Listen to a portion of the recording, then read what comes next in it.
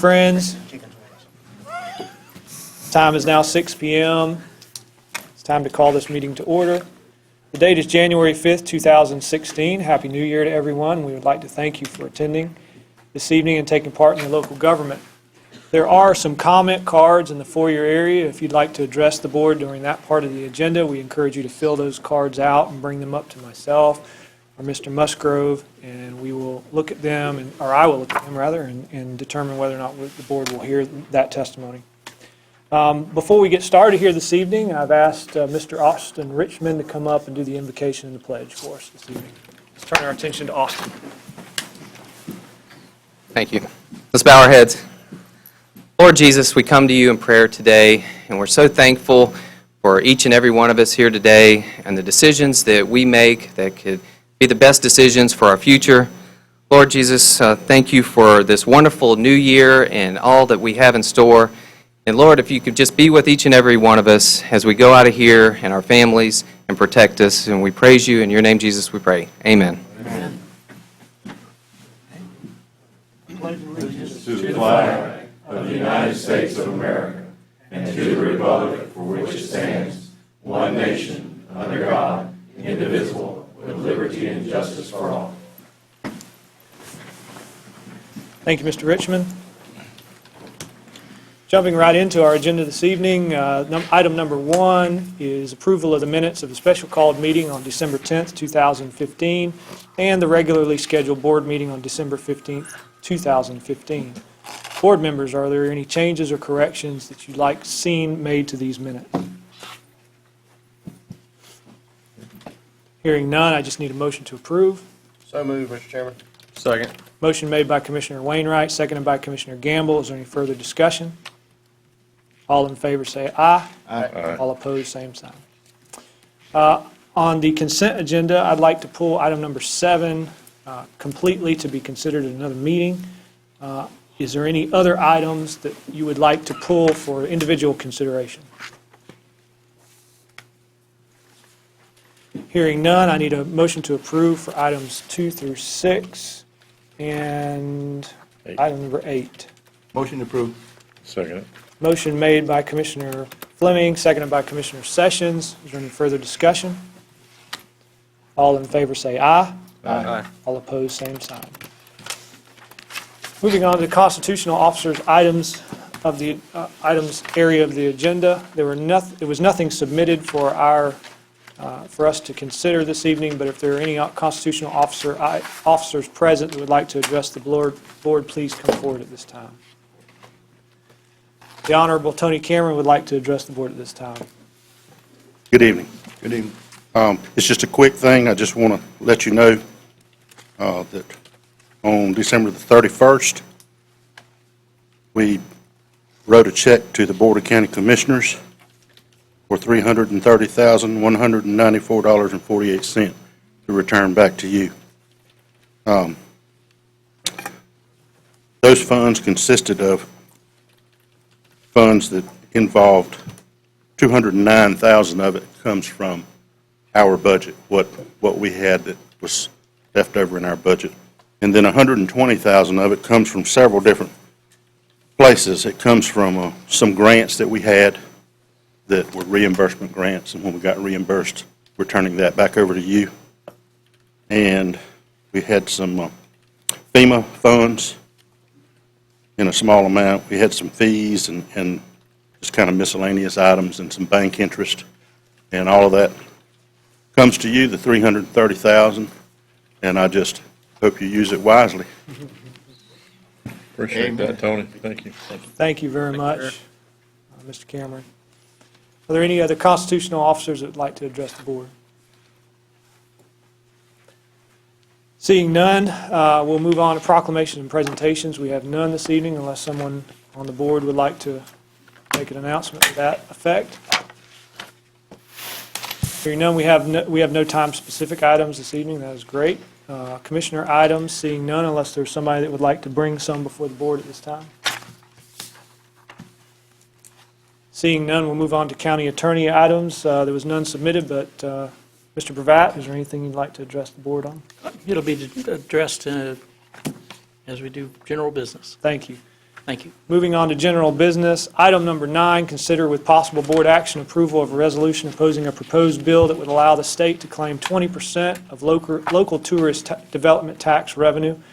We'll turn our attention now to Randy Harris, County Administrator. Mr. Chairman, Commissioners, this was brought to our attention by another county. They sent us a copy of a resolution that they had approved. I think probably everyone on this board would agree that we really don't need for the state to claim part of that local funding. So our request is that you consider approving the resolution. If so, we'll go ahead and make sure that we forward it to the proper committee chairman and the legislature. Thank you, Mr. Harris. Is there anyone else that would like to comment on this? I would just like to say that I think that the state boasts a surplus and is, I mean, there's just no need for this money grab from our local tourist tax dollars that we get and we spend very wisely, and I think we can do a better job of it than they can. So if there's any further discussion, I'd like to hear it now. Otherwise, I'll entertain a motion. Mr. Chairman, were we going to use the example resolution that was provided from? It's in, the one that we produce is in. Okay. One.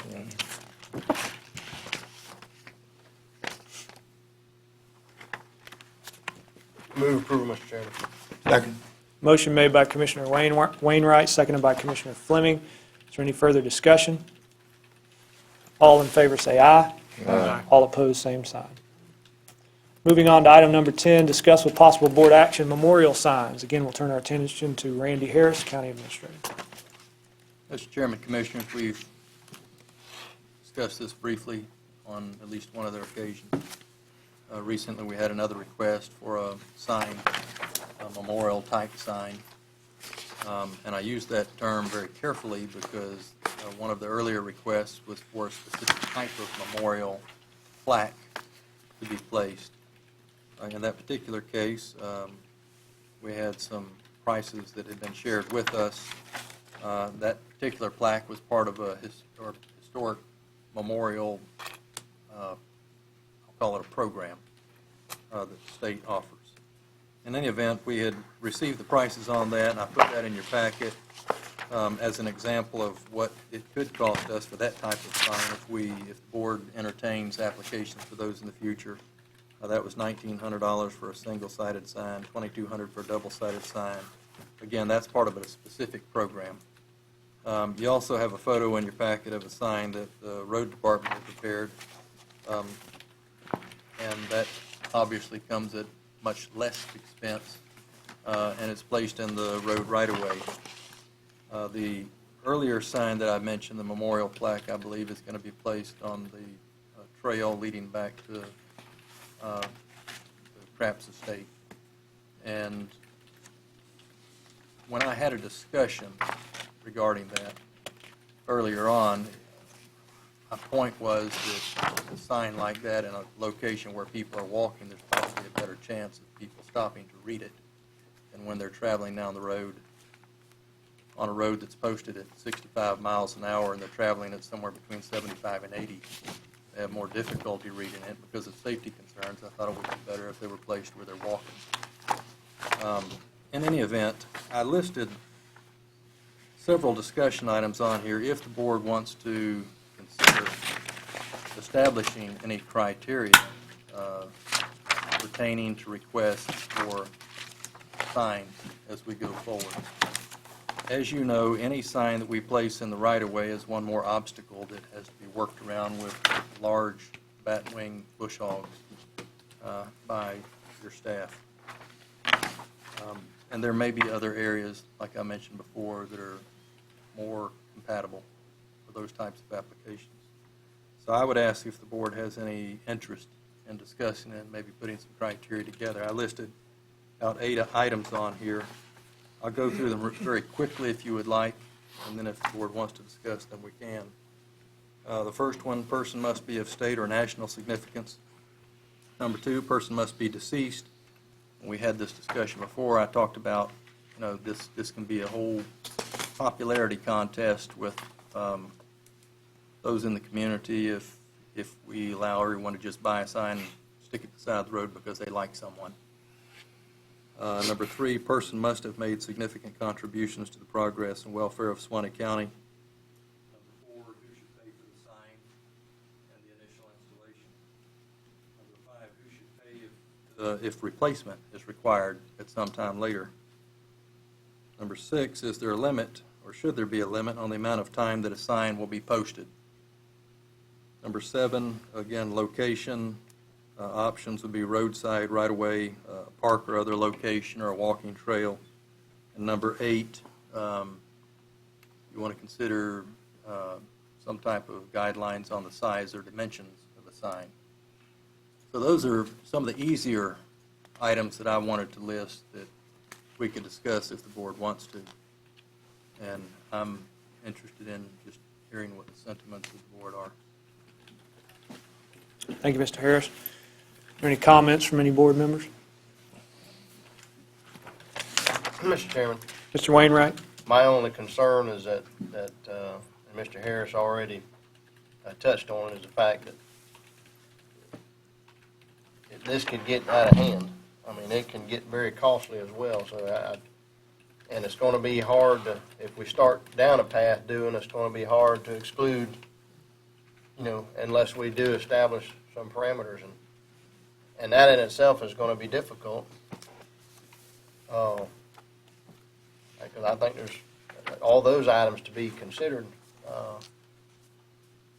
It's not to be taken lightly, I don't think. I mean, we've put some up since I've been on the board. Nothing of great cost, like the sign, like was in our agenda packet. The picture, the Ray Hood sign. That's a minimal cost. That's reasonable. Anything above that, I mean, it can, as we saw, a couple $1,000 is going to rack up pretty quick. So I would just, I think we do need to establish some criteria. I just think the board we need to make sure we look at it carefully.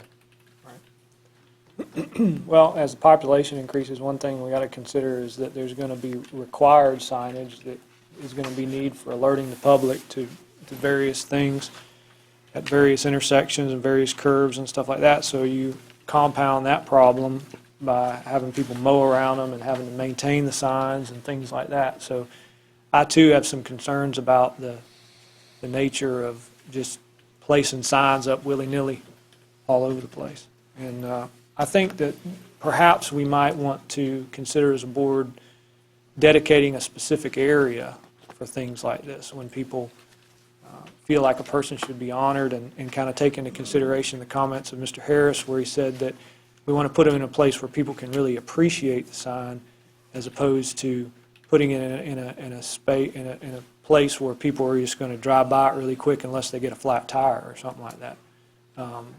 So I think that the board should consider allowing staff to kind of make us some recommendations as to some specific areas where anytime the board is approached on this matter, we would say, okay, yeah, that person is of national or state or significant local history, and then if they are deceased, then they may be appropriate to place them on maybe not a bunch of signs, but maybe some sort of monument or something like that. That would be my recommendation, instead of just placing these signs all over the place. Even if they are $2,200 and it makes it difficult to raise that type of money to place them on the side of the road, that would probably deter a lot of people. If you make them cheaper, then they go up all over the place. So I don't know. What do you guys think about that? Maybe placing a specific area in Live Oak, and then maybe a specific area in Brantford for people who are from that area, the south end of the county and the north end of the county, or something like that. And you could even maybe do one in Welborn and Dowling Park if you want to get more regional about it. But I just don't think we need to put these signs everywhere. But we want to honor those who make a significant contribution to our state and our nation as a whole. What do you think? I think you have a good idea of making them maybe in a centralized location versus being scattered out. And I think we could discuss that at a future time, but that way there's just less sign pollution, or whatever you want to call it, and like you said, less obstacles on the side of the road. That walkway through, from 90 to Helveston, be a good place to Perfect put spot. those signs, you Right. know. So, we need to do something about it.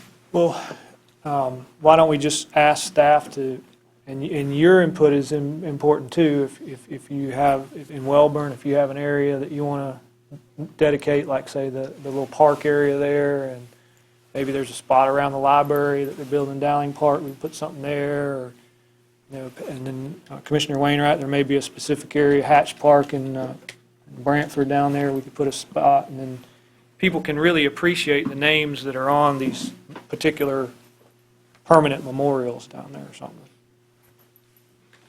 I'm okay with letting staff Fine with me. take a stab at that. I am as well. I don't care too much for the whole dedicating roads. We get enough requests as it is for children that play, different signs that are just clutter up and down the road. And Right. I'm not saying that this is clutter, but it's just one more thing we have to work with. I'm more along the lines of some kind of memorial, whether it be in our park system, you know, dedicating certain things in that to people if they want to, but I think whoever's behind the movement of this, they need to front the cost of it. So whatever recommendations come back, I'd like to see that worked into it. I don't want this to come where people are just making recommendations to the board. I know in the past, the board has footed the bill, but as we continue to go down this path, I don't think we need to keep fronting that cost for them. Well, I think that maybe we would front the cost of maybe the particular memorial area with, then you would hopefully create enough spaces where you could handle little plaques for a number of years into the future. But, and I would think that the cost would be fairly minimal. That's just kind of how I envisioned it. But, I mean, I don't envision like a little garden area where you have a million little plaques No. sticking up out of the ground. You know. It's not what I've had. Since you mentioned that, if I could, being very objective, I think if you just have signs and plaques with names, that doesn't tell anyone anything. Quite frankly, one of the best ones was the one that Mr. Ford came in with. Now, that was the most expensive because of the type of material and it being part of that particular program. But I think that if the applicants have to pay for these, and the criteria that is established suggests that they provide sufficient information on their memorial plaque or sign to explain to the public what the significance is of this name that they're looking at, it might be more meaningful than just having a location with signs with a bunch of names that don't mean anything to anyone. There needs to be a brief history lesson with it. Yeah. So what I would propose bringing back is if we can find a fairly, or the least expensive approach to accomplishing that, that's what I would prefer bringing back and having a uniform size plaque, or whatever you want to call it, with the associated price and let the applicant pay for it, even if we can install it in an appropriate location. At least the expense would be covered for the plaque itself. And that's what I would envision bringing back if the board desires to entertain that. Well, I think we've overcome the biggest hurdle, which was determining what to do about these signs. So I'm satisfied with whatever we come back with. I think I'll be satisfied with that. Everybody okay? Yep. Yep. Moving on, item number 11, discuss with possible board action selections related to the request for proposals for land and construction of a building associated with the state attorney office. Again, we'll give our attention to Randy Harris, County Administrator.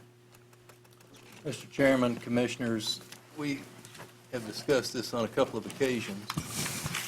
I'm going to make a couple of prefacing comments for those that may not have attended some of those earlier meetings. We established a capital improvement plan that the board adopted, and a part of that plan, one of the initial pieces of the plan, was to construct a new building for the state attorney. There were some other portions of it that we have since decided to set aside until we get this portion taken care of. So I'll just point out for those in attendance that may not have been here previously that in the 2014-15 budget year, the lease payment for the building that the state attorney's office operates in was $245,418. And this has been going on for a considerable amount of time. When we did the research on it, obtained information, we put the numbers together, and it appears that since 1999, approximately $3,340,850 has been spent renting an investor-owned property for the state attorney to operate in. I think if you ask any building contractor what they could have built that building for back in the year that it was actually constructed, probably at that time that building would have cost maybe $600,000 that many years ago, going back before '91, because it was constructed prior to that time. Randy, some of the people in the back can't hear you. Is this on? Sounds like it. You got it covered up. Can you hear me now? Okay. Okay. In any event, we had discussed in the previous meeting when we talked about the capital improvement plan, the need to come up with an alternative that would better serve the taxpayers by owning a building. In this particular case, and I believe I may have my copy of the capital improvement plan here, I had demonstrated at that time, and the board considered, that multiple counties are paying this expense. And if we were to borrow the money to build the building, that those same counties, rather than spend their money on a lease payment that is ever increasing, and we demonstrated at the time that schedule where it was going up, I think, 50 cents a square foot each year. That escalator provision was built into that contract. But we demonstrated with the capital improvement plan that the lease, that payments, instead of going to investors, would go to pay the debt service and have this building paid for. So we took proposals from banks. We took the lowest one, the best benefit to the county, secured the funds, drew a floor plan, ultimately went advertised for proposals, and received a number of proposals, and that's what we're here to discuss today, is proposals on a suitable site and a building. When we outlined the specifications for the request for proposals and advertised it in the packet, we allowed for proposals on land only, or building only, or combinations of the two. And those are the types of responses that we received. You have a bid tabulation form, and we had, let's see, seven responses. One of those was for an existing building that's in business today, in operation, a building certainly large enough to satisfy our needs. There's another type of business in it today. The proposal was for $1,972,661. That included renovating an existing building, and then it would have a considerable amount of space that would not be initially used, but in an upstairs that could be used for future office space. Another proposal was to construct a building only. That was $1,283,088. You had two submissions that were for building only. A third, and I'm going to give you one now that's a building and land. The next two will be for combinations, building and land. You had one submission of $1,415,250. That was for building and land. Another one for building and land at $1,223,000. That one's on 2.16 acres. And it's on the edge of the city limits, so just on the east side of town. We had another one here for a piece of land only, $250,000. We had one for building only $988,537, and another one for land only, just over 5.6 acres at $140,250. Commissioners, I spent a great deal of time obtaining additional information from those who had submitted proposals that included building new buildings so that I could understand the allowances that were involved in those. Because there were not only the buildings that were involved, but the site improvements as well, the parking lots, drainage, water, sewer, everything that's required in order to put a building in place and get it up and running. So I created a spreadsheet. It includes all of the allowances. It made it very clear that from purely a numbers standpoint, the submission from McInnes was the best proposal on a building only. The proposal that was the best on land only was from Overlook Investments, the 5.6 acres at $140,250. But clearly there are other considerations that the board might want to entertain.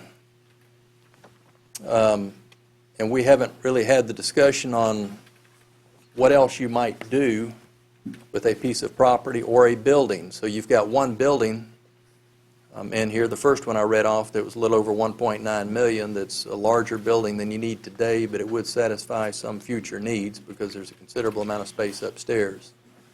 On the other hand, if you consider the 5.6 acres of vacant land and build the size building that would be required to take care of the state attorney's needs today, there would still be sufficient space to duplicate that building again in the future, 10, 15, 20 years out, if they had to be enlarged, and accommodate other offices as well on the 5.6 acres. Again, that was the piece of property that had the best price on it. It was $140,000. And you had another one at just over around 2.5 acres at $250,000, so considerable difference in the price. So I've provided lots of information to you in your packets. I'd love to answer any questions that you have that I might be able to answer. But the board will need to decide if you're going to deal strictly with the numbers.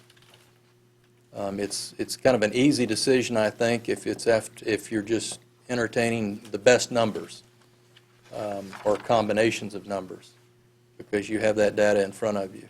A couple of things that I'll point out.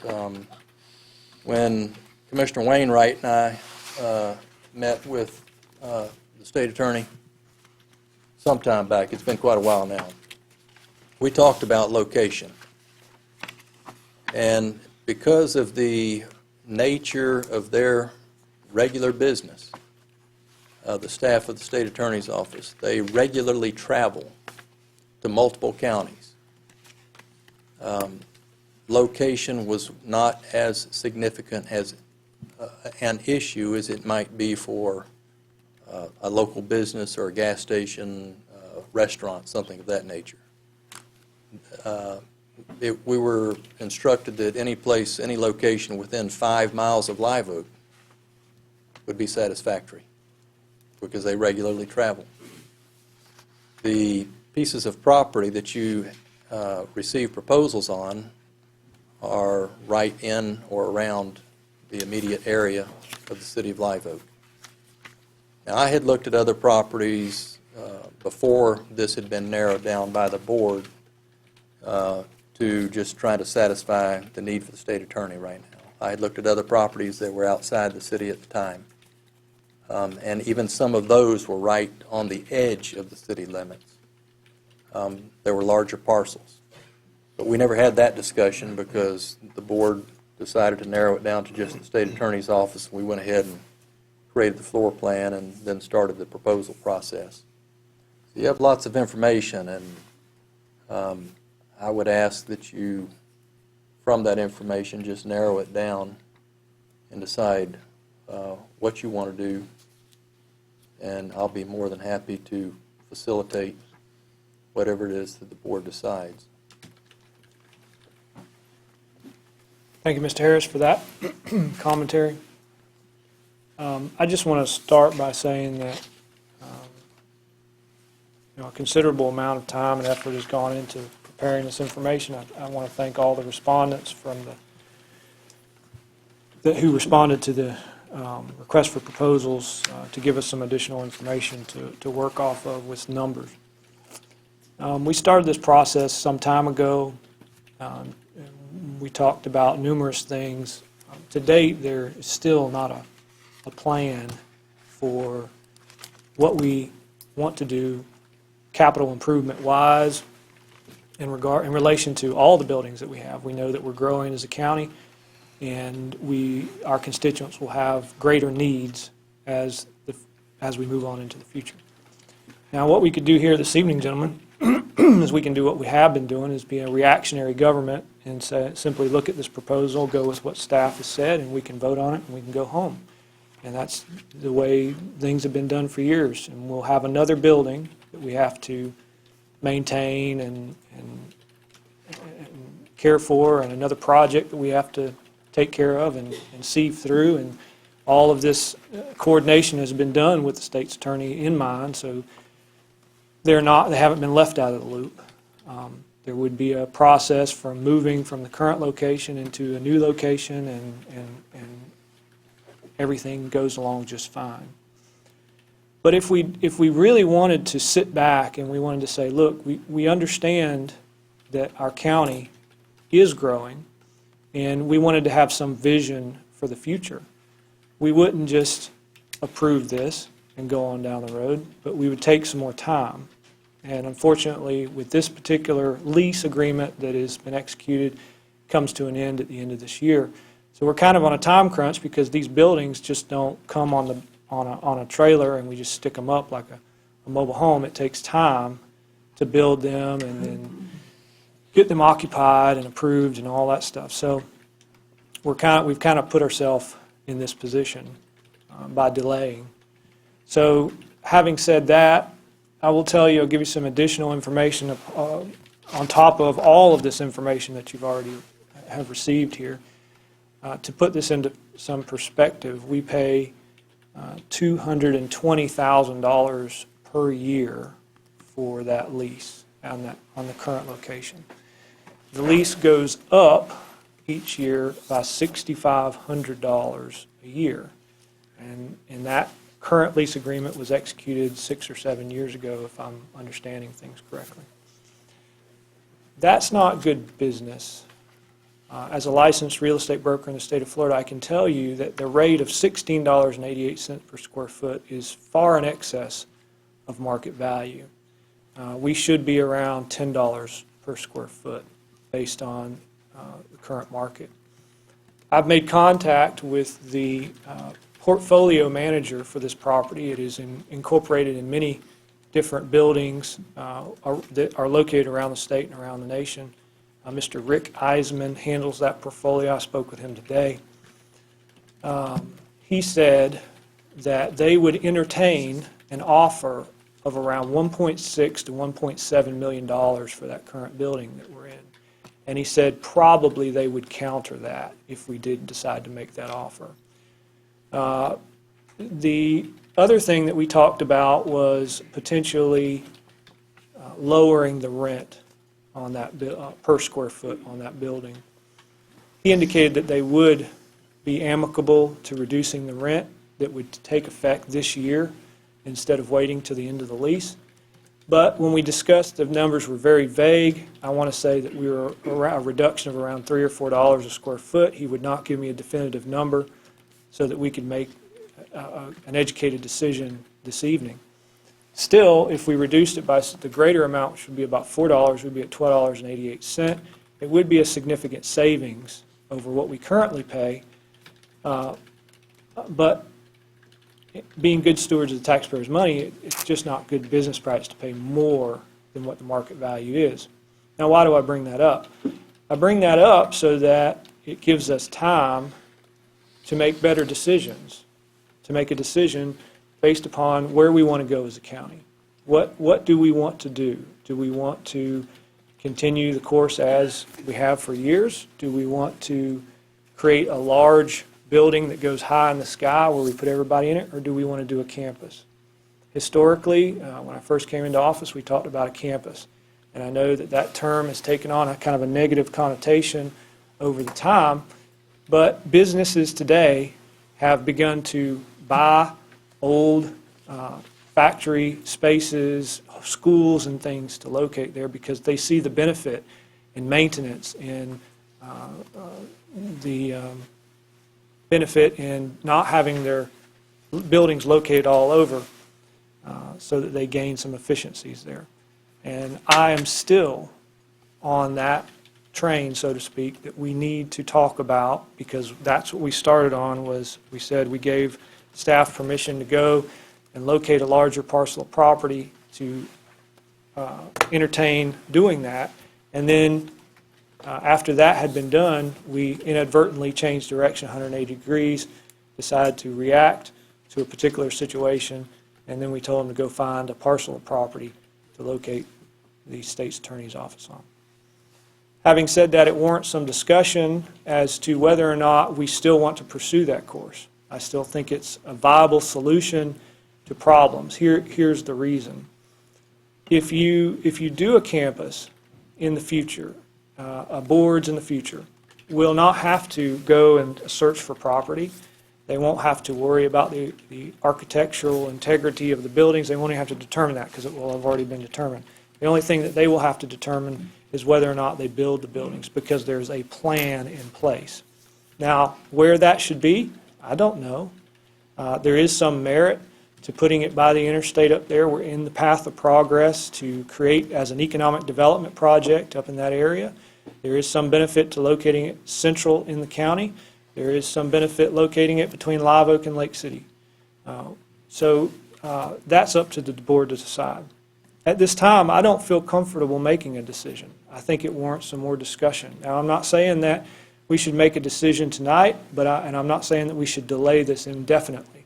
I'm saying by the next meeting, we should be able to make a more intelligent decision on this matter. So, having said that, I reserve some additional time, and if there's anybody else who wants to make any comments, I'd be open to that at this point in time. Mr. Chairman, Commissioner Flynn. how much time, I guess this relates to you and Mr. Harris, how much time would this buy us, or would this give us if it were to the next meeting come to some conclusion? Would that hurt us? It's really going to push us.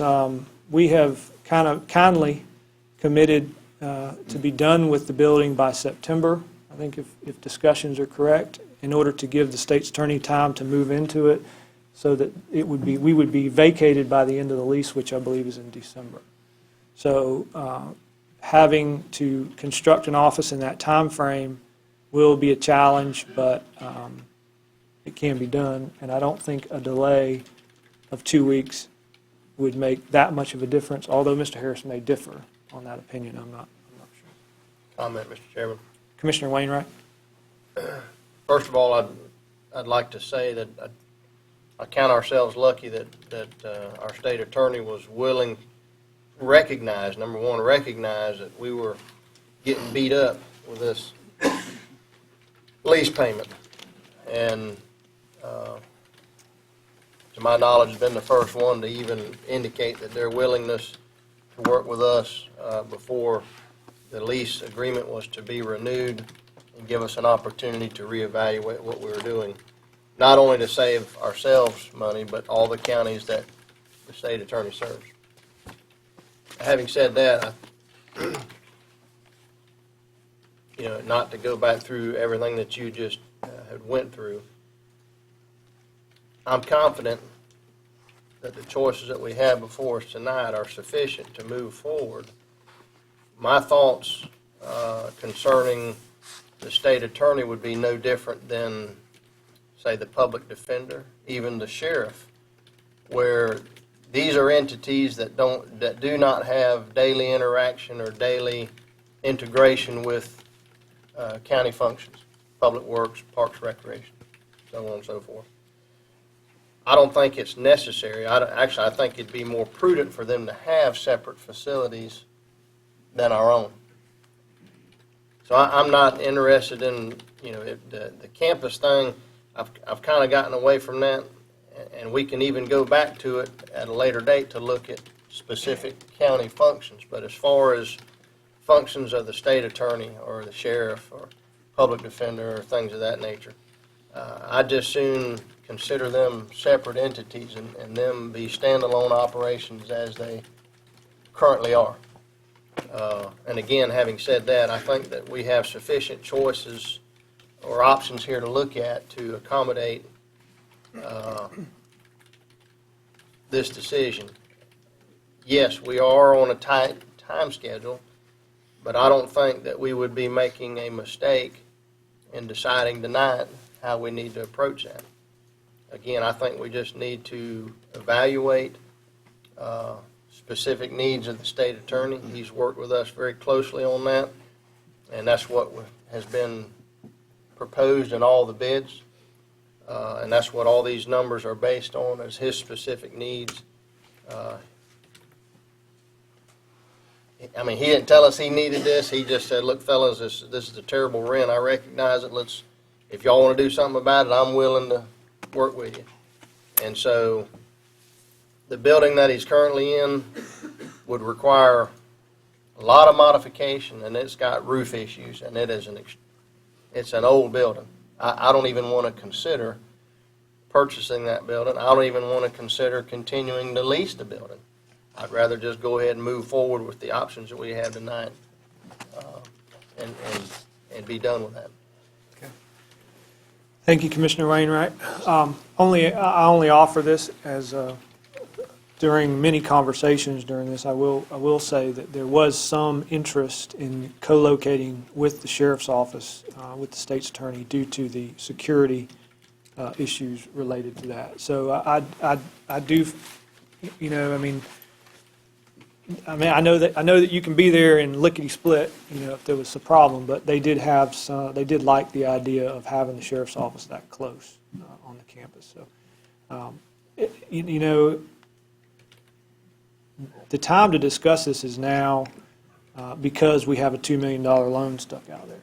And the monies can be spent more prudently, more wisely. Land prices are down. We need to have this discussion.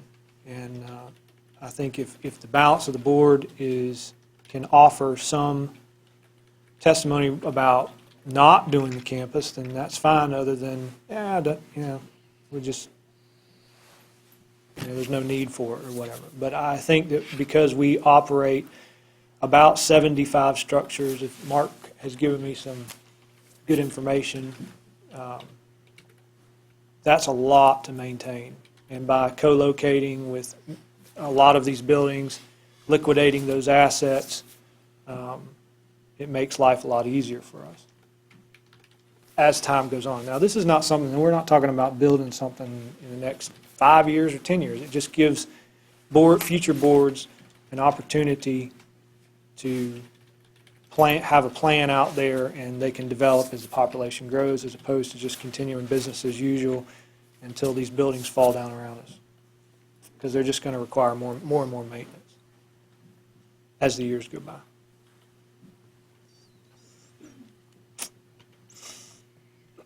A comment? Commissioner Sessions. 2 words you mentioned, and I agree with 2 of the words, vision and plan. I think we need to, I don't think waiting till the next meeting is going to kill us. I think we can determine a day between now and then to workshop this and look at all these options a little bit better, a little bit closer. I know a lot of work's been done on them. There may be other options out there, but I think that we need to get together as a group more often to workshop type things, to look at visions and then develop plans from the visions to move forward, so we all understand where we're headed as a county. So I'm all for postponing the decision tonight and setting a date, maybe one day next week for a workshop. It's fine with me. Start at 6 in the morning if you want to, I don't care. Okay. But we need to work all this out. Anybody else? Workshop's been something we've been kind of asking for a while on this. This was my fear when we went out for these RFPs, was that we wouldn't workshop it, and then we'd come back and be making a hasty decision, and that's kind of where we find ourselves tonight. I would love to set a date next week, Tuesday. Tuesday is fine with me. Fine with That me. was the date I was going to pick. 6 o'clock in the morning's fine with me, too. It might take all day. But I think we got some other ideas that we need to talk about as well as the ones that we have on the books. All right. And I don't, You want Tuesday at 9? Does that work for everybody? Gets everybody a chance to get their day started and then come on in? You make it. works for me. I'm out. Is that okay with you? It's fine with me. If 6 o'clock, you're gonna do it then? Right. Commissioner Wainwright, Whatever y'all say, I'm Okay. ready. 9, Tuesday? That's fine. I have a question, though. Go ahead. I have a couple questions. One, we need to make sure that the courts don't have it scheduled. It's open, okay. But the other thing was, based on what Commissioner Gamble said, that there may be other ideas that need to be talked about. If you have ideas that you want to get to me that we can make copies of and distribute to everyone before then, it might be better than just walking in and dropping an idea and trying to make a decision so that we don't have to schedule a second workshop to talk about the idea that was presented in the first workshop. Okay. Because the reality is, if we're going to do something to end the lease in December, I would say we need a decision by your next board meeting. On the lease, and y'all may not know, Mr. Sigmaster may have an answer. Is there anything in the lease, or do we have an extension where we're able to go month to month, extend it by a year, if we're pushed to that deadline? There is, I mean, the gentleman that I spoke to was very amicable to anything. Of course, the longer that it is, the better they're going to work with us. That's what he said. So he was interested in a year extension at the minimum. I don't know that the lease makes a provision for month to month. Well, the only reason I ask that is I don't want us to set a deadline that forces us into a decision that we don't like. If there's an option to extend it. Well, no, there- And we have, I'm not saying that we set out to extend it, but if we have to, that option needs to be available. They're amicable to extending it because they're not going to get anybody else in that building at $16.88 a square foot. Not going to get anybody in it at $10 a square Count the foot. escalator clause, it's $17.50, I think it's going up to next. Yeah, next, yeah. Well, it's $6,539 a year under the current agreement. That's how much it goes up every year. Mr. Chairman, Mr. Bravatt. yeah, thank you. Mr. Siegmeister is here, and he can clarify some of those issues for you with regard to the terms of the lease, if he could be allowed to address the board. Come on up. Glad to answer any questions. Can you speak to Commissioner Gamble's question about month to month? I don't think I saw anything in there about month to month. There isn't a provision, I mean, other than the basic lease landlord-tenant law that if I don't extend the lease or do anything else, I'm basically a captive at month to month, but they can seek action to evict me. And I'd prefer as state attorney not to take a stand that may be convenient, but that is probably not right. So, I mean, it's certainly going to be convenience, because I know it wasn't asked, but there's some other things I want y'all to think about. We don't own all the furniture in that building. The bank left a lot of it. I think it was Barnett Bank, so I'm not even sure who owns the furniture in the building. And so moving isn't going to be a long process, but with our IT issue, it's going to be a complicated process. It's going to be a lot of fun for me and my administrative staff. But it won't take, I think y'all said September, it won't take us 3 months to move. In fact, we can't be in a move for 3 months and continue to serve the public. So, Mr. Chairman, if I could clarify this. Mr. Harris. The RFP called for September 15th date, but it also, I recognize that in an agreement that we have to provide for inclement weather. And if I put a date of October 15th in there and then start adding days to it, we run out of time. So it's September 15 plus, I would say reasonably, we could anticipate 15 more days in there, Okay. more or less. Mr. Chairman, I Commissioner want Fleming. to ask a question to Mr. Sigmaster. yes, sir. On that building, I know what you were paying. They look, and you said that if they evict you, Yes, sir. what about American Bank? Y'all paying separate? We are separate tenants, and that's a problem for me, not necessarily for the financial benefit of the board, but I'll be glad to share it. Historically, I think that was a Barnett Bank-owned building, and so they had a large extra space they rented, like a lot of bank buildings, and when Barnett went bankrupt over the years, the building has been owned by different people than the tenants of the bank. And that's been a big problem. I mean, it's not a problem with the landlord because they're absent. I mean, the manager's in Orlando and the owners are in California, but I share a building with a business that's closed 2 days that I'm open. If you happen to be handicapped, you can't get into their lobby to use the only elevator to get upstairs to the state attorney's office. Right. The 2 days that I'm open, the 2 days that they're open and I'm closed pose serious issues because people want to come through my building with no security except, a glass window to everybody's computer systems and the security of my personal information to get to the bank. I mean, my favorite day, I think, was the day that Bank of America turned over, and I had 75 people standing waiting for the bank to open when I got to the office that day. It was not fun for my staff or the people that were trying to get in to do business with my office. It's just that we have different functions, and I think now that the bank and I don't necessarily, we're not enemies, but we just aren't the best co-tenants for that space. Right.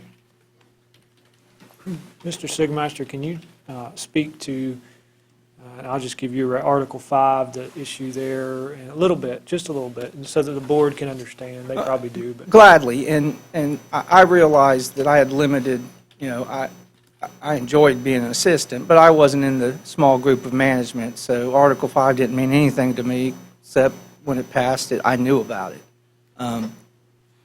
What it says is the counties are basically on the hook for all the overhead, and there's a long list, and there's case law that interprets it. It includes my computers, my phone lines, everything, for providing me space. I'm the only circuit in the state that doesn't have an office in all 7 counties. And that's where that arrangement is, that the first 20% of this overhead in the Live Oak office, which has always been, at least in my lifetime, the headquarters of the Third Circuit State Attorney's Office, the first 20% of the overhead, which is both the phones as well as the rent, is divided pro rata among the 7 counties by population. And then y'all reorganize the last 80%. Suwannee County gets pro rata share with the other 3 smallest counties who don't have an office. So Suwannee County is paying about 50% of the Live Oak office. Now, granted, I've done the math. I have 19 employees that live here. I don't know the circulation of money. There is some benefit to the headquarters being in Live Oak, but that's a significant. $100,000 rent. Since I have a commercial building, I know what it pays. When I got elected, I just thought a $250,000 rent was kind of high, particularly when the lease was extended 6 years when the market started going down. And not bad business for the landlords, just bad because now 30 years later, I'm the state attorney in the same office I was hired in and the same furniture that Jerry Blair owned, but we could have bought that building 4 times. And I just want to make it clear on the record, I just came to the board for a solution, permanent. I didn't ask for a building. I'd love to have a building, but I mean, I just ran into a lot of things that I'd never dealt with. If I go out and get a private person, then I got conflicts because I'm trying to solicit a building that's better for my needs. So I just came to y'all and said, I won't extend the lease at the current price. Now, I've laid that line down, which may very well, if y'all can negotiate it, one thing, but I may very well be a problem because I've promised the public, and I won't intentionally lie if I can avoid it. And Article 5, says I can go sign another lease, that's fine, and that's kind of why it's always been this way. The boards change, the state attorneys change, inertia takes over. That's been the state attorney's office for at least 25 years. So the next one, if I left this term, the next state attorney would probably sign an extension. And so there's not one person seeing that the taxpayers of Suwannee County have paid for this building repeatedly. And just so the board's aware, I'm also dealing with that issue just the reverse in Taylor County because the space doesn't meet my needs, but it's owned by the county. But I don't want to go create a situation that I'm complaining about here where I go lease a building that could have been built in 10 years. I leave office and we paid $700,000 in rent for a building that in Taylor County we could have built. And so Article 5 says y'all have to do it. I do, while I got the podium, want to say something. Some of your constituents were concerned that some repeated comments of mine would put y'all in a financial danger, which was you can't obligate the next guy. Well, I'll defer to Mr. Pravat on that, but my reading of Article 5 is if y'all provide adequate, safe space that's not condemned or dangerous, that's a little bit different than breaking a lease. I sign an extension, get beaten this year's election, and the next person breaks the lease. Y'all may be on the hook for some damages, but I think they have a right under Article 5 to go move somewhere else. It's a lease. The lease isn't between the county and you. Y'all pay it, but the lease is between state attorney and the county. And the landowner. But I do not believe if y'all provide me space y'all own, it's the same argument. I don't think it's going to be as easy for somebody to say, I just don't like that building, or I want a nicer one, and I'm going to go out and sign a lease somewhere. Y'all would have to litigate, but I think y'all would win. And, I didn't set out to this to be all about money because my job's to prosecute, seek justice, but I just think this is a bad situation for a very small circuit with 7 counties that are doing their best to provide space for me that long-term we keep spending money on a temporary basis that is costing the taxpayers, and particularly Suwannee County. You are paying 40% of the overhead, basically 45% of the overhead, and it's a significant amount of money. I didn't know till I was running, and I did bring it to y'all's attention because it bothers me. It's not y'all's fault. It's not Jerry Blair's. It's not Skip Jarvis's fault. It's just that inertia takes over. Why move? That your first day on the job, you're going to tell 30 new employees, guess what? We're moving. That's a fun concept. So I just wanted a solution that was fiscally sound for you guys.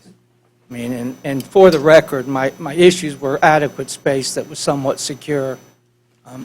I understand there's no such thing as absolute security, but right now we have probably 500 square feet of pane glass windows in my lobby, and security buzzer, and my escape plan is to jump to what used to be the Bank of America sign, but now Ameris has shortened it, so I'm probably going to fall.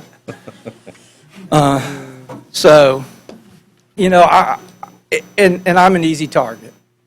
People can schedule me for a meeting and know where I'm at, but the people that work for me, their husbands, wives, and kids, and because I made someone mad or someone's mad, I should at least provide a space that gives the air of safety. I had an estimate done for ballistic glass down there, and it was astronomical. And that was the lowest level ballistic glass, just so you're either building a wall to improve someone else's building, or you're putting glass in you can't take with you when you're done. And that just wasn't a feasible, I couldn't afford it out of my budget. And I don't think your constituents wanted the $70,000 bill for glass in someone else's building. Can I answer any other questions about any of the issues that are currently before the board? It's not any issue, but the days that you're talking about, the day where you were there and the bank was closed, Yeah. what days on the weekend, Well, they're holidays. I close on Good Friday, the bank's open. The bank closes on President's Day, I'm open by state law. The other one, I think the bank closes for Columbus Day, and we are closed for Christmas Eve, which they're open. So I have very limited discretionary holidays, but I close for religious reasons, and the people in my office generally, for their faith, and that's my choice. But it just, the first year it was really bad because it was storming, it was Good Friday, water was coming in my building, someone had gotten a hold of the key, which they shouldn't have had, opened the back door. I had customers coming through, and I get a call on Good Friday saying, we're having a problem. There's water and people in our lobby, and we're closed. And, we do have a computer security system, but that's just not good business when we have people's social security numbers and dates of birth and, personal information about their children and victims, and, I'm just very sensitive to the computer nature of our business. Thank you, Mr. Sigmeister. We appreciate the commentary and the comic relief. Are there any further questions of Mr. Sigmeister by the board? no. Yeah, go ahead. Yes, a couple of questions. I had asked him of various people in the past and really never received an answer. Name? Oh, yeah, you got to do your name. And Jim Ward, 27476 29th Place, Branford. Thought you were asking the name of the people. It's my understanding that the position like the supervisor of elections office has to be within the county seat, city limits of the county seat of that county. Statutorily, is there any requirements that the state attorney's office, state attorney's elected position, like he just mentioned, it's, pretty much up to him. Is it statutorily spelled out that the state attorney's office for this judicial district has to be in Suwannee County? No. And it doesn't. No. Is there statutorily any requirement that it be within the city limits of the county seat of the county that it is in? No. Thank you. Thank you, Mr. Ford. All right, any further discussion? Not till Tuesday. Yeah, come to the podium.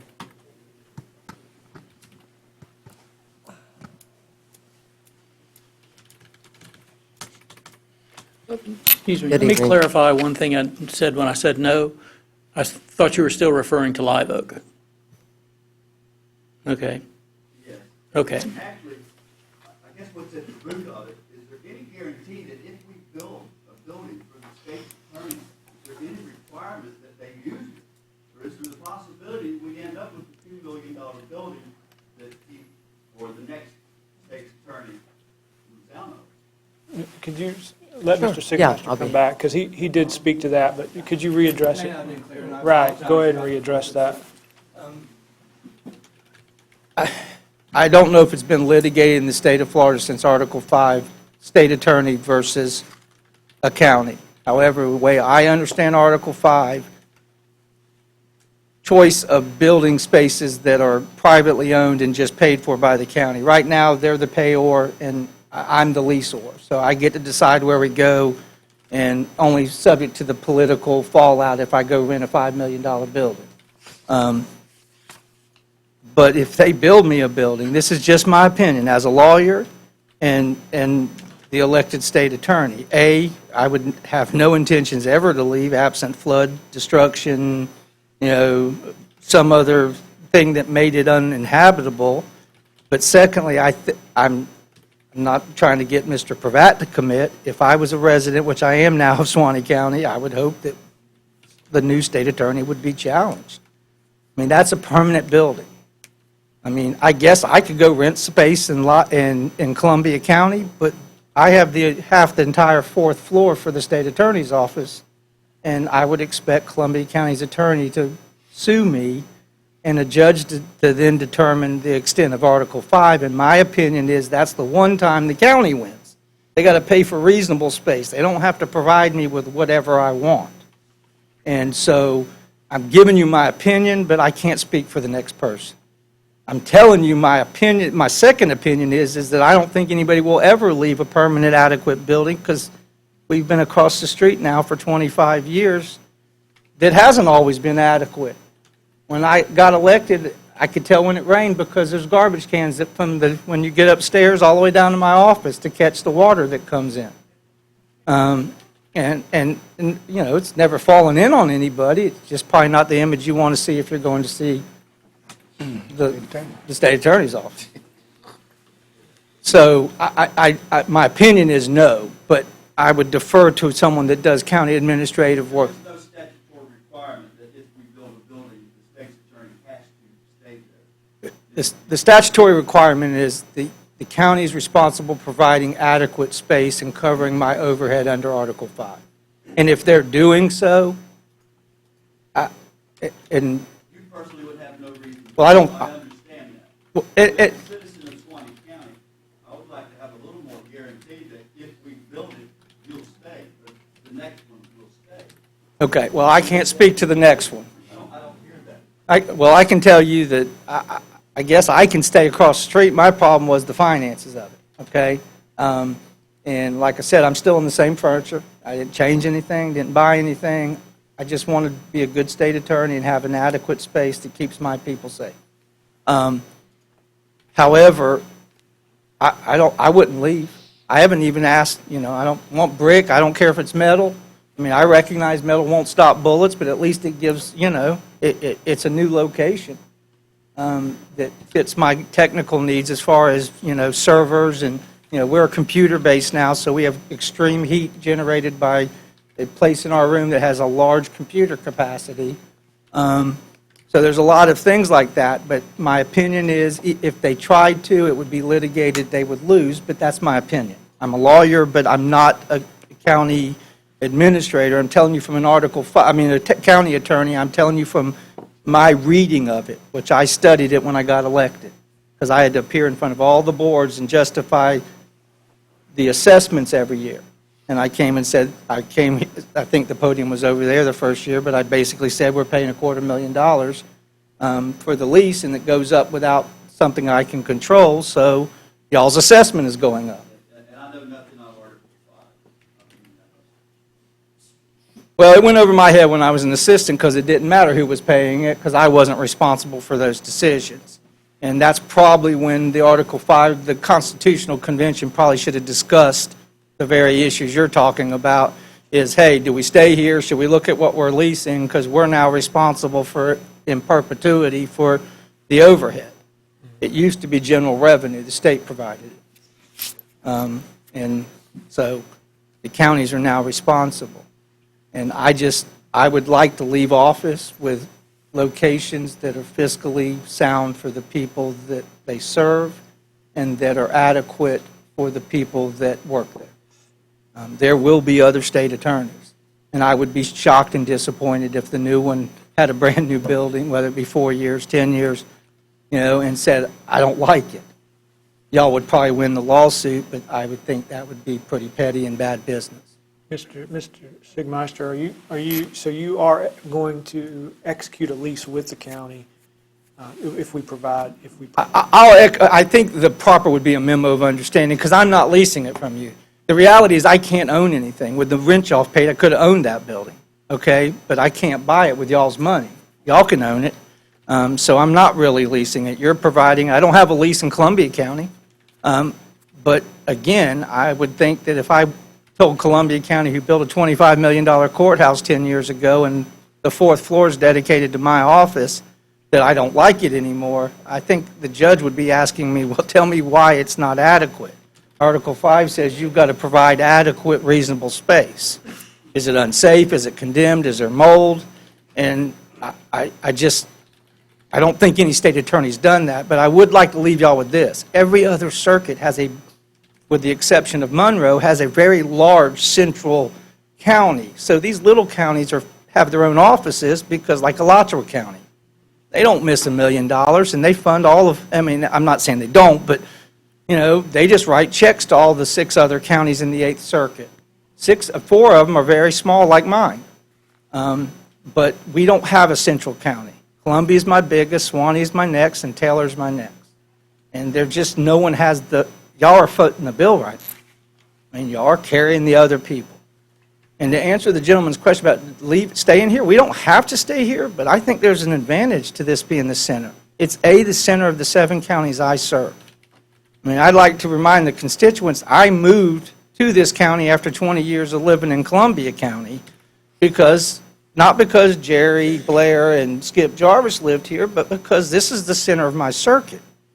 And if you're a Mayo resident or a Jasper resident or a Madison resident and you got to see a state attorney, if you don't see them at a court proceeding, you got to drive to Live Oak.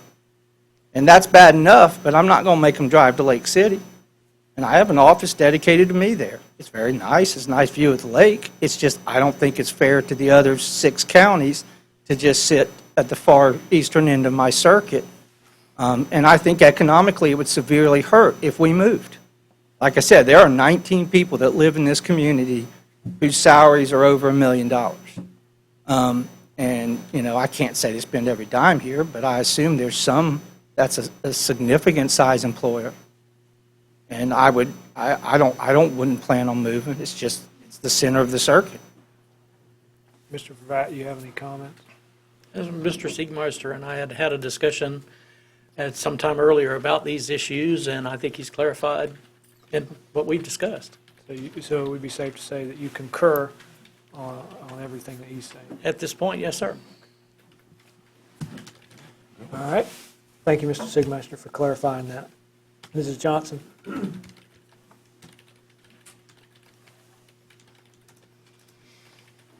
Don't forget to state your name and address for the record. I'm sorry.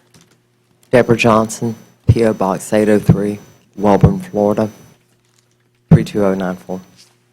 Good evening, gentlemen. I just have a question, and I may be totally off target because it's hard for me to keep up, but in researching the bids, the little bit that I got to do, I ran into a lot of LLCs, a lot of different investors here, there, and active and not. And in the name of transparency for the public, I think it would be a good idea, I feel that it would be a good idea to reveal this to the public, for this to be an issue to be discussed. Well, I mean, if a particular member wants to do that, then that's fine. I mean, that information is available, I believe, on sunbiz.org. You can go on there and figure out all the principles, and the treasurer and all that stuff is available to the public. I just thought the board might want to do that, but I can do it for you. Thank you, Mrs. Johnson. You're welcome. Thank you.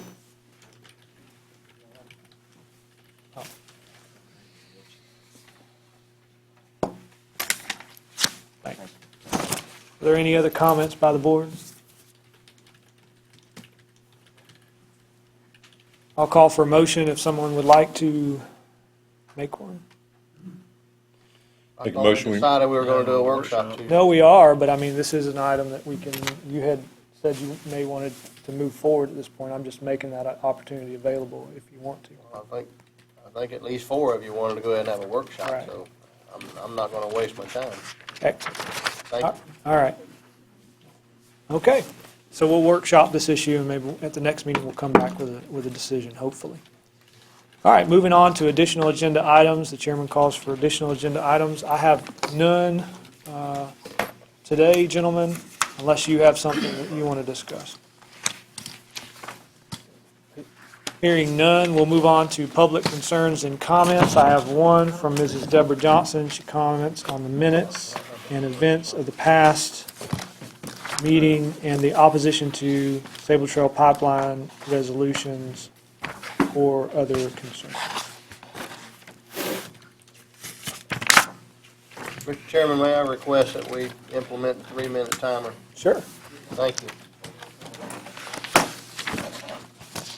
Deborah Johnson, P.O. Box 803, Welborn, Florida. I would like to point out to the public and to the board that historically it is obvious that at the two meetings where Suwannee Board of County Commissioners were to pass resolutions to prevent the Sable Trail pipeline in Suwannee County or to alter it, FPL representative, outside representative Kyle Cobb attended. At the first meeting in 2014, when Commissioner Oxendine was chair, Oxendine mentioned that FPL's Kyle Cobb had met with the board that afternoon prior to the meeting. I do not know if this has happened at the last meeting, but I am aware that he was present at both meetings. And the only person speaking in opposition to the pipeline.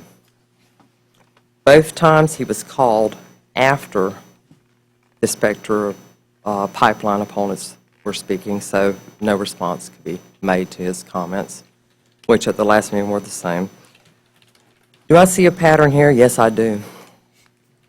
FPL's parent companies, FPL is representing their parent companies, Duke, NextEra, and so forth.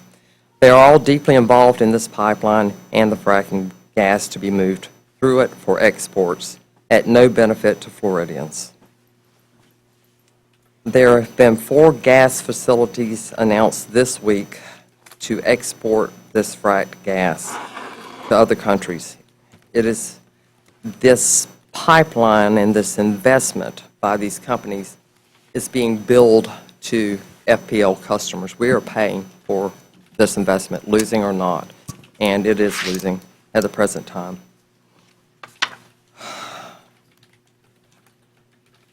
Again, we, the people, bear the burden of oil or gas investments. Not to mention the looming threat to our sole source of water, the Floridan aquifer, the Suwannee River crossing would protect citizens, our water supply, and more. And by the way, at the emergency meeting, the $2.77 million of tax incentives mentioned by you, Commissioner Bishal, was to be promised by Sable Trails Transmission is not valid, as this LLC will dissolve as soon as the pipeline is installed. Sable Trails Transmission LLC is only an LLC formed by Spectra for installation of the pipeline. They have no authority to promise any money. To my knowledge, Spectra or other industries have not stated anything to address this tax incentive. I would like to mention that $2.77 million is paltry compared to the social environmental damage to Suwannee River, the danger to our sole source of water again. Mrs. Johnson, you've heard that time has expired. Okay. There are sinkholes within 25 feet of the pipeline route at Suwannee River State Park, and they are active, and I've seen them. LIDAR was provided to you by Dennis Price, who showed more. Mrs. I would ask Johnson? you to please review the paperwork that I gave you. Thank you. Thank you. All right, gentlemen. Any other comments from the public? Hearing none, we'll move on to item number 15, Administrator's Comments and Information. Nothing further? Nothing. All right. Well, let me say, Uh-oh. if commissioners have any items for that workshop that you want to give to me so that I can make copies to be prepared to distribute, then that would be helpful. Okay. We'll sit down. Item number 16, informational items. I don't have any, but we'll go ahead and, I don't know where our commissioner comments and concerns went, but we'll ask for them now. Commissioner Fleming, you have anything to address the board with? On the announcement that I gave you, I can speak to that after you get through. Okay, great. Commissioner Sessions? Commissioner Wainwright? I have nothing this time, Mr. Chairman. Thank you. Commissioner Gamble? I don't have anything. I just wanted to make an announcement at the behest of the Vice Chair. The Martin Luther King Jr. Planning Committee has written a letter addressed to the Board of of County Commissioners. It says, "Dear Mr. Chairman, this is a pivotal year in celebrating the life of a man who fought for civil rights for all men, Dr. Martin Luther King, Jr. We are celebrating his life and legacy in a huge way here in Suwannee County. We are celebrating with several events that are designed to help bring unity in our community. They are Battle of the Bands contest, Saturday, January 9th, 2016, at 3 p.m. at Langford Stadium. Martin Luther King Parade, Monday, January 16th at 10 a.m. Martin Luther King Church Service, Monday, January 16th, following the parade. And the MLK Softball Tournament, which is Saturday, March the 12th. We are making great strides to generate funds for the budget for the events. Our goal is to raise $5,000 to help defray the cost of putting on such glorious and momentous events. This is where you can help. We are asking you to donate a minimum of $20, but any amount you donate will be appreciated. Make your checks payable to MLK, which is a nonprofit 501c3 certified community organization. We are also asking for you to be part of all of our festivities listed above. Your presence is greatly appreciated.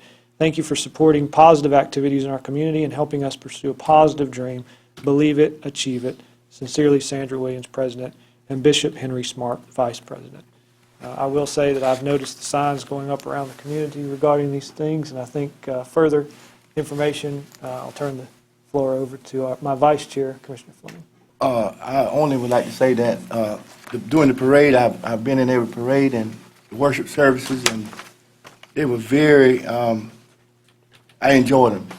Last year, Commissioner Gamble rode with us, and he attended the service. I think he enjoyed it. So I'm encouraging you to come. It's for everybody Okay, to come and join in the services.